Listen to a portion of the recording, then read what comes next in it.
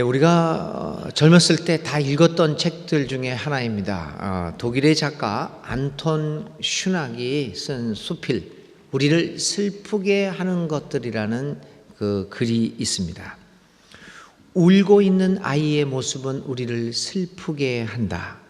정원의 한 모퉁이에서 발견된 작은 새의 시체 위에 초가을에 따사로운 햇빛이 떨어져 있을 때 대체로 가을은 우리를 슬프게 한다라고 시작되는 이 수필은, 하지만 우리를 슬프게 하는 것이 어찌 이것뿐이랴. 온유월의 장래 행렬, 가난한 노파의 눈물, 거만한 인간이 우리에게 주는 슬픔을 거쳐서 굶주린 어린이의 모습, 철창 안으로 보이는 죄수의 얼굴, 무성한 나뭇가지 위로 내려앉는 하얀 눈송이, 이 모든 것 또한 우리를 슬프게 하는 것들이다 라고 하는 말로 끝납니다. 이 글을 통하여 안톤 슈낙은 우리를 슬프게 하는 것들을 약 60여 가지를 나열하고 있습니다. 그 글을 읽어보면 참 우리를 슬프게 하는 것들이 꽤 있구나 라는 생각을 갖게 됩니다. 이 글을 읽게 되면 우리들은 인간이라고 하는 것은 원초적인 감정이 슬픔이 아닌가라는 생각도 갖게 됩니다. 슬픔과 더불어 인간의 고독을 보게 되기도 합니다. 이처럼 안톤 슈낙의 글은 여러 가지 슬픔의 기억을 떠올리게 함으로써 오히려 그것을 통하여 우리가 현재 겪고 있는 현실의 삶의 아픔과 고통, 그리고 슬픔의 위로를 주기도 하고 치유의 경험을 하게 만들고 있기도 합니다. 그런데 여러분, 오늘 우리를 슬프게 하는 것들이 안톤 슈낙이 그의 글에서 말하는 것 뿐이겠습니까? 어디 그런 것들 뿐이겠습니까? 오늘 대한민국의 현실에서 우리를 슬프게 만드는 것들은 이런 것들도 우리를 슬프게 만들지 않습니까? 추운 겨울에 노숙자들의 행렬, 가난한 노동자들의 눈물, 거만한 권력자, 탈세를 일삼는 부패한 권력층과 경제인들, 국민 혈세를 가지고 감히 고급 차를 굴리는 고위 공직자들의 뻔뻔함, 연말이 되면 이미 납부한 세금 중 단 몇 푼이라도 건져 보겠나라고 바쁜 시간을 쪼개서 이리저리 뛰어다니며 각종 증명서들을 구하러 다니는 우리의 가여운 월급쟁이들의 모습들, 점점 더해가는 빈부의 격차, 가난의 대물림, 청년 실업의 증가, 그래서 자신들을 88만 원 세대 혹은 흑수저, 헬조선에 산다고 자학하면서 미래에 대한 꿈을 잃어버리는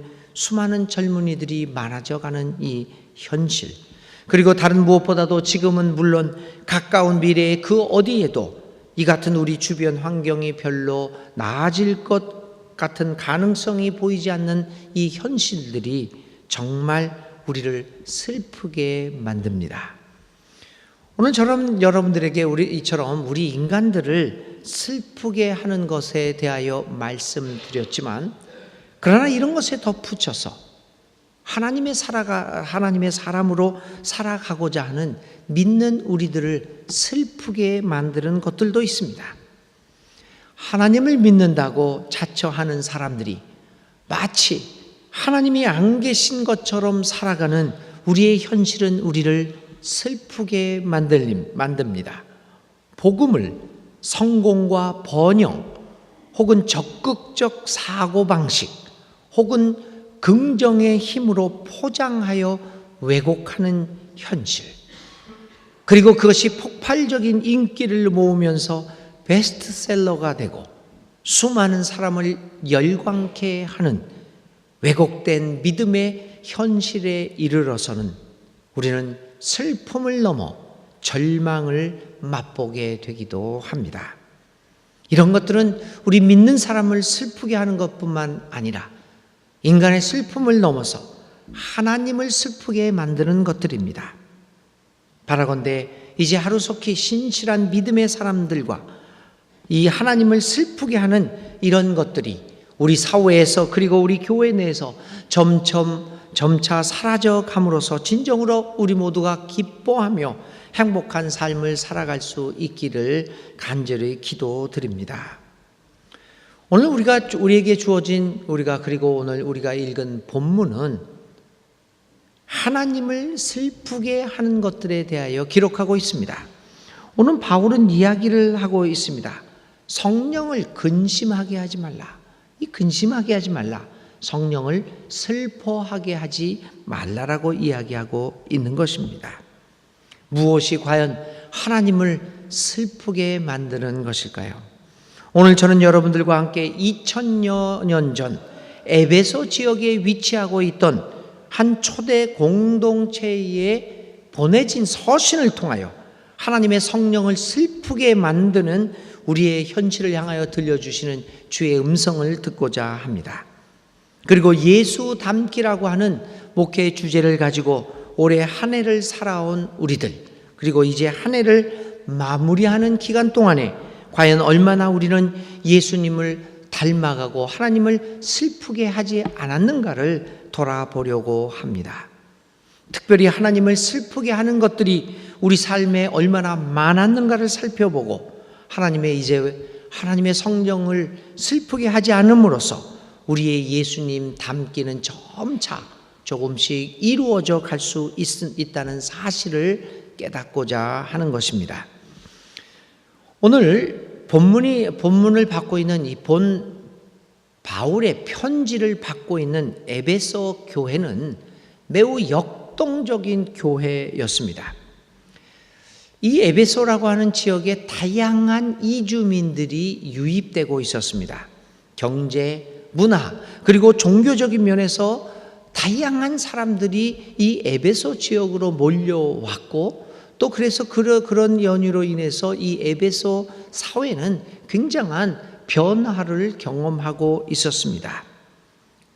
이 에베소 교회도 마찬가지로 그 당시 사회가 굉장한 변화기 속에 있었던 것처럼 교회 동안 마찬가지로 여러 가지 변화와 혼란을 경험하고 있었습니다.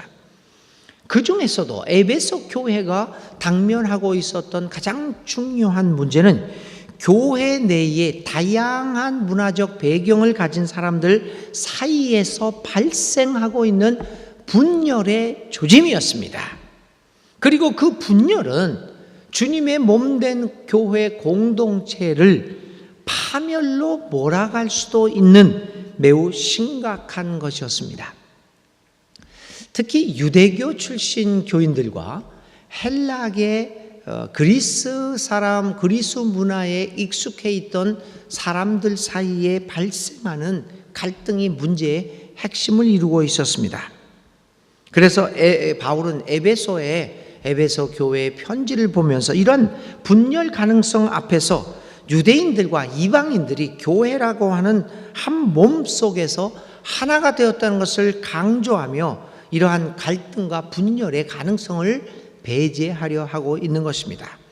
오늘의 말씀은 바로 이러한 배경 속에서 이 에베소서 4장을 읽어야 하는 것이죠. 바울은 이러한 에베소 교회의 갈등 상황을 보면서 바로 그것이 하나님을 근심케 한다, 하나님의 성령을 슬프게 만드는 것이라고 호소하고 있는 것입니다. 여기서 바울이 사용한 슬프게 한다, 이 슬픔이라는 단어, 한국 개역 성경에서는 근심이라고 번역이 되어 있습니다. 새 번역에서는 그것을 슬픔이라고 번역하고 있고 오늘 우리의 번역은 근심하게 한다 이렇게 표현하고 있습니다. 이 근심이다, 이 슬픔이다, 바울이 사용한 단어는 단순하게 우리가 감정적으로 느끼는 그러한 슬픔이 아닙니다. 헬라어에서는 이 슬픔이라고 하는 단어는 실질적인 상처를 말하고 있습니다. 몸에 상처가 나서 피를 흘리며 아파하는 상태를 슬픈 상태라고 이야기하고 있다는 것입니다. 바울은 바로 이 단어를 사용하면서 에베소 교회의 분열 상황이 하나님의 성령을 상하게 하는 것이며, 그래서 그의 마음에서 피가 흐르도록 만드는 심각한 것임을 말하고 있는 것입니다. 성령이 슬퍼하는 상황, 그래서 아파하며 피를 흘리고 있는 이 상황은 정말 여러분 얼마나 심각한 상황입니까? 그래서 바울은 본 서신을 통하여 에베소 교회의 분열과 갈등 상황이 결국 예수님을 십자가에 또다시 못 박히게 만들고 그의 손과 발 그리고 옆구리에 상처를 입혀 또다시 피를 흘리게 하며 예수님을 아파하게 만드는 것임을 깨달을 것을 교우들에게 촉구하고 있는 것입니다. 그런데 여러분, 무엇이 이토록 하나님의 심령을, 성령을 슬프게 만드는 이 분열과 갈등을 만들어 갔을까요? 그리고 바울은 이 분열과 갈등을 극복하기 위해서, 하나님의 성령을 상처내어 그의 마음에서 피 흘리게 만드는 이 사건을, 이것을 극복하기 위해서 무엇을 권면하고 있는 것일까요? 바울은 이 분열과 갈등을 야기시키는 요인을 여러 가지로 이야기하고 있는데, 오늘의 본문에서는 29절에 이 분열과 갈등의 원인을 이렇게 얘기합니다. 29절에 있는 말씀이죠. 더러운 말은 입 밖에도 내지 말라. 이걸 세번역으로 이야기하면 나쁜 말은 입 밖에도 내지 말라라고 이야기하고 있습니다. 무엇이 이들 사이에서 이렇게 분열과 갈등을 야기시키고 있을까요? 물론 갈등과 분열은 이 에베소 교인들이 가지고 있는 여러 가지 서로 다른 역사적, 문화적, 사회적 그리고 종교적 배경이 다른 데서 오는 것일 수도 있습니다. 사실 그렇습니다. 오늘 우리가 당하고 있는 여러 가지 갈등과 분열의 경우에는, 많은 경우에는 자신의 가지고 있는 문화적 배경의 차이에서 오는 것이 참 많습니다. 똑같은 현상을 보고 어떤 사람은 자기의 문화 배경 속에서 이렇게 해석을 합니다. 또 다른 사람은 똑같은 현상을 보고 자기의 문화 배경 속에서 다른 해석을 합니다. 그래서 이 해석이 다르기 때문에 서로 갈등을 겪기도 합니다. 조금 아까 우리 최윤성 선교사 아르헨티나로 이제 선교를 하러 나가는데요. 우리하고 문화가 굉장히 다릅니다. 우리는 서로 멀리 떨어져, 이렇게 성가대원들하고 제가 이렇게 좀 떨어져 있는데 아침 인사를 하고 싶습니다. 우리 같이 인사 한번 할까요? 안녕하세요. 네, 인사를 했습니다. 우리는 이렇게 인사를 합니다. 이렇게 합니다. 아르헨티나 사람이 이렇게 인사를 하지 않습니다. 제가 성가대원들을 보고 안녕하세요. 여러분들을 보고 오늘 아침에도 제가 여러분 만나면서 안녕하셨습니까? 이렇게 인사했어요. 근데 아르헨티나에서는 이렇게 인사를 합니다. 이거 꺼지라는 소리죠. 교인들이 예배를 드리러 왔는데, 아침에 만나자마자 담임 목사가 이렇게 기분 나빠서 가겠습니다. 교회 타고 왔다가 이렇게 인사를 하니. 근데 사실 이 현상이 뭡니까? 인사를 하겠다라고 하는 똑같은 행위를 하는데, 이렇게 인사를 하면은 여러분들은 전혀 다른 의미로 해석을 합니다. 저는 인사를 한 것인데. 자, 이런 문화적 차이의 배경 속에서 오는 것들이 굉장히 많습니다. 다른 문화들을 이해하는 것이 굉장히 중요한, 오늘 글로벌화된 이 사회에서는 굉장히 중요한 것이죠.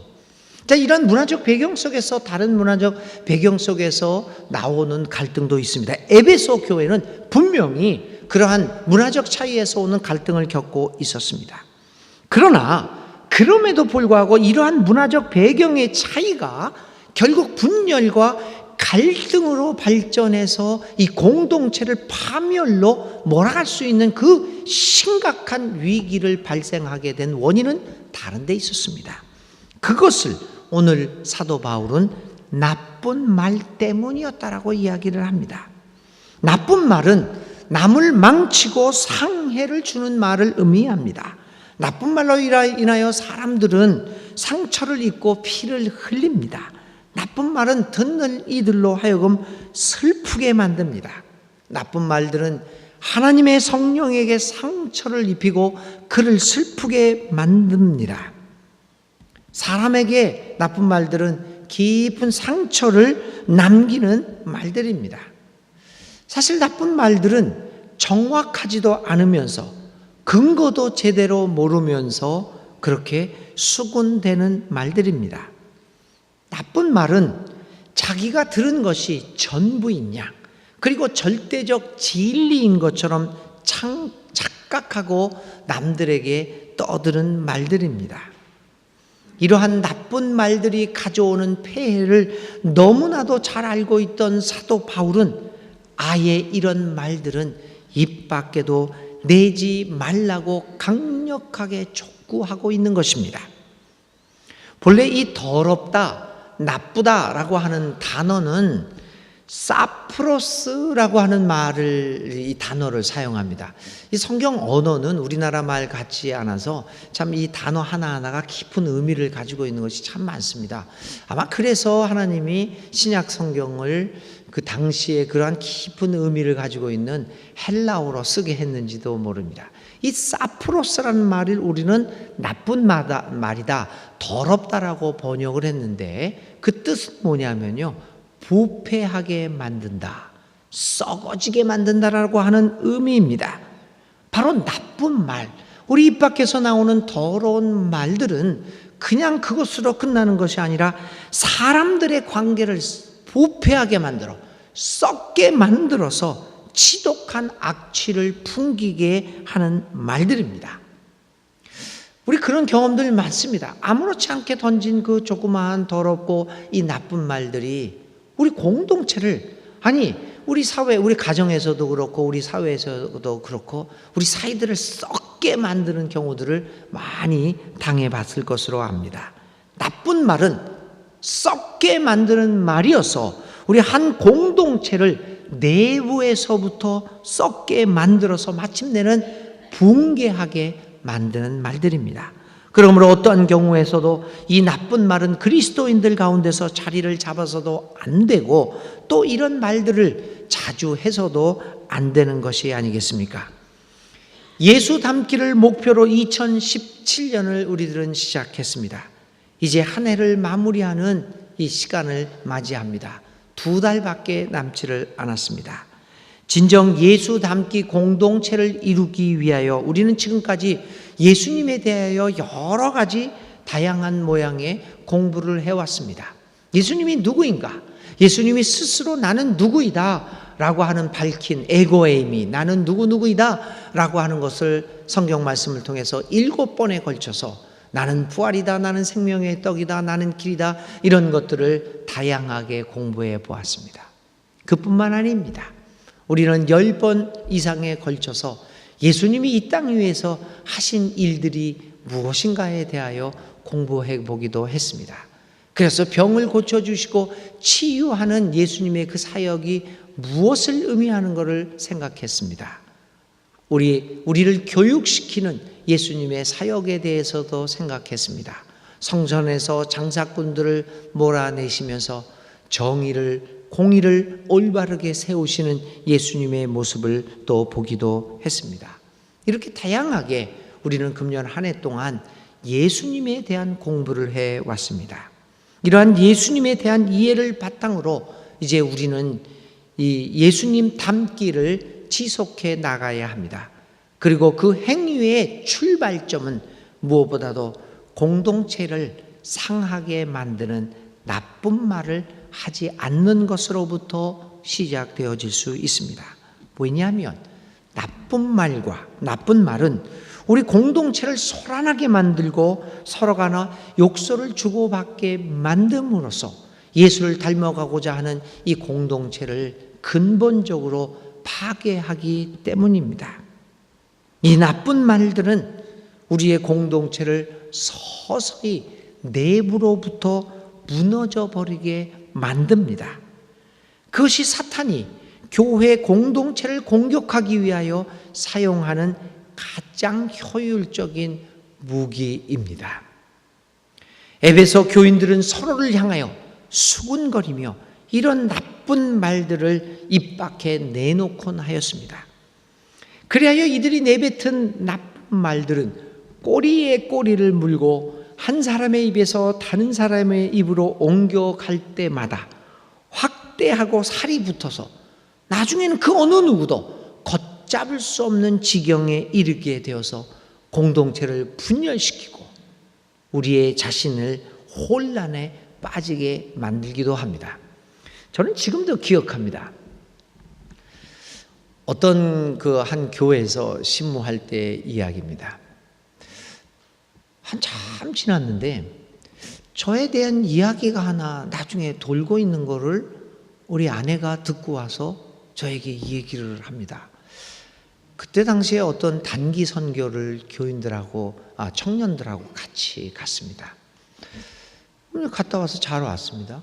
근데 우리 아내가 전해주는 얘기는 나한테 묻습니다. 여보, 당신 그때 몇 달 전에 거기 청년들하고 선교 갔다 왔잖아. 갔다 왔지. 그때 비즈니스 타고 갔다 왔어? 그렇게 묻는 거예요. 여러분, 저를 이제 2년 가까이 아는데 비즈니스 탈 사람 같습니까? 사줘도 안 삽니다. 안 탑니다.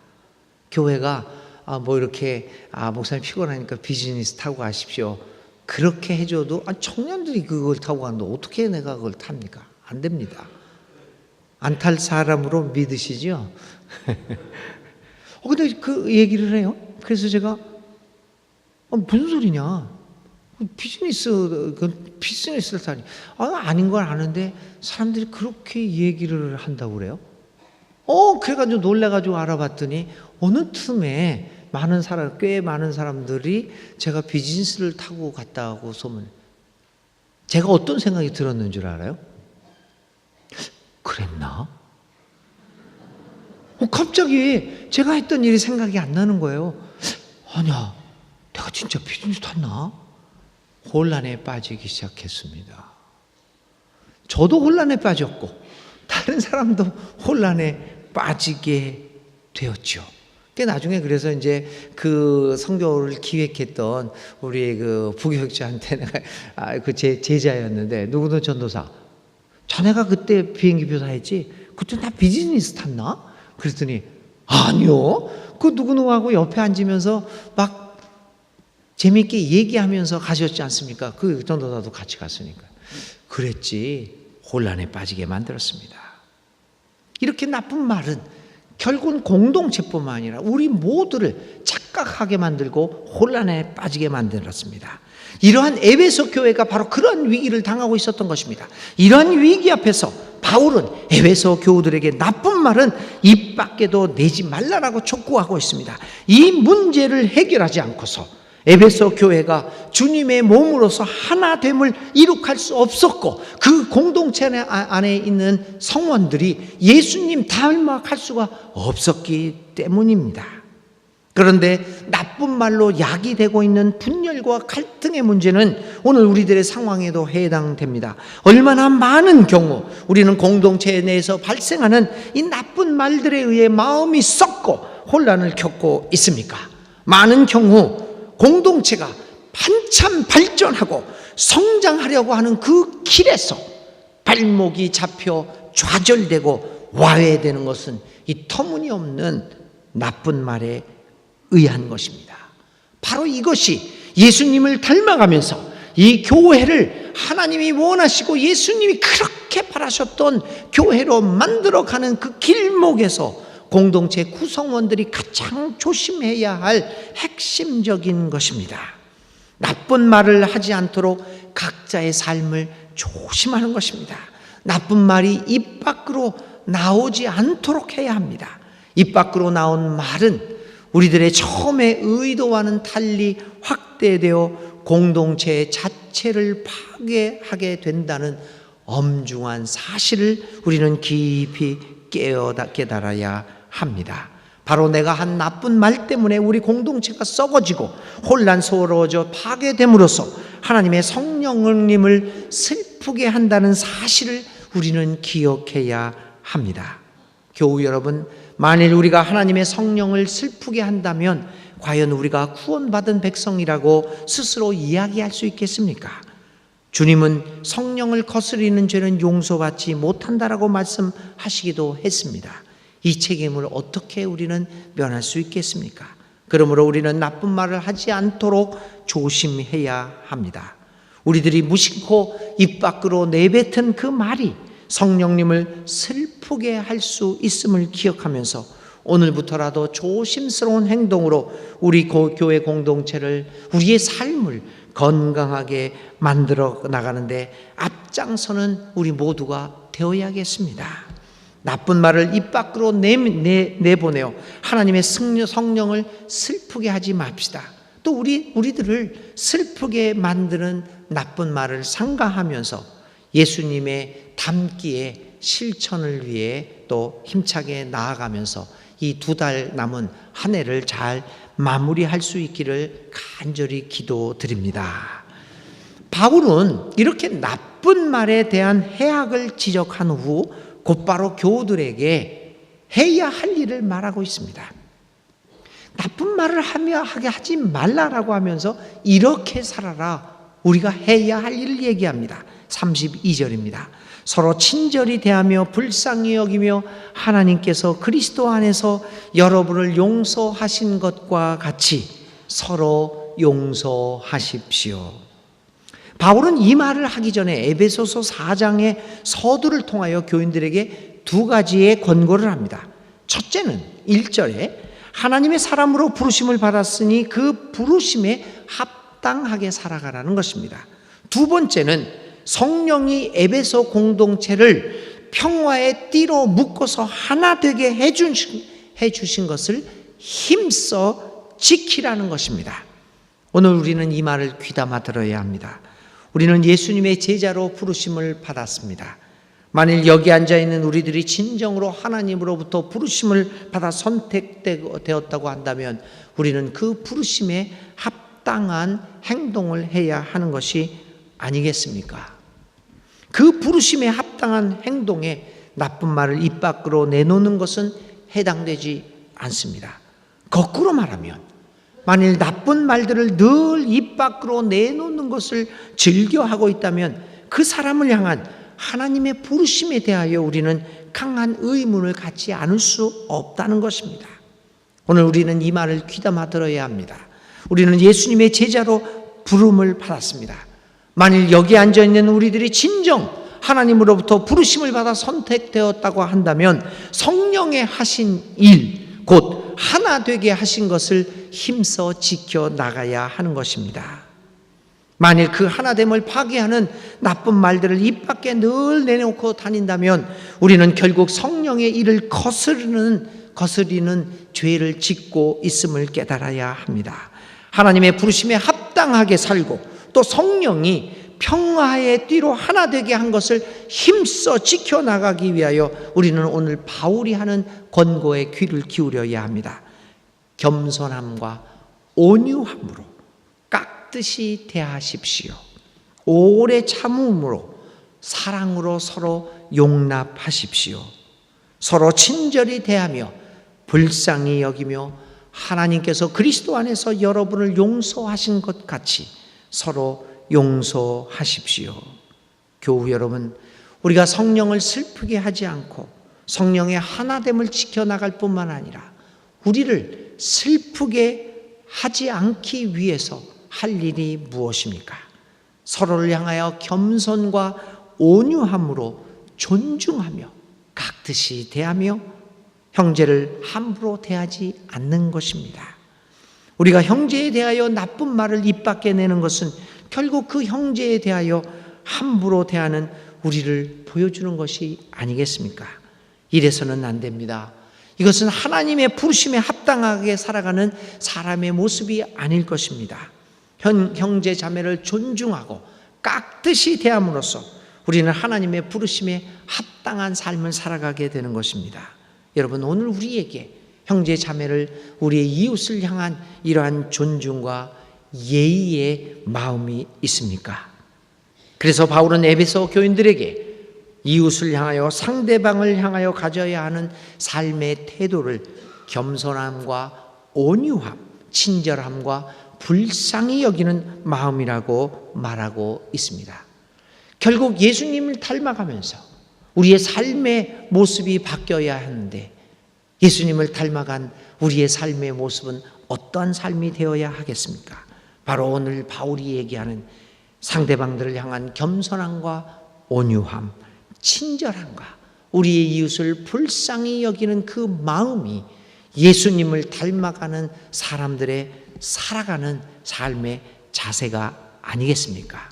여러분, 우리는 많은 경우 성령님을 슬프게 만들었습니다.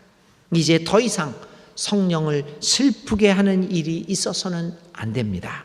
오히려 서로에게 따뜻한 마음을 간직하고 하나님께서 그리스도 안에서 우리를 용서하신 것과 같이 서로 용서하고 서로 용납하면서 살아가야 합니다. 그것만이 성령님을 슬프게 하지 않는 길이고 우리가 슬퍼하지 않게 되는 길입니다.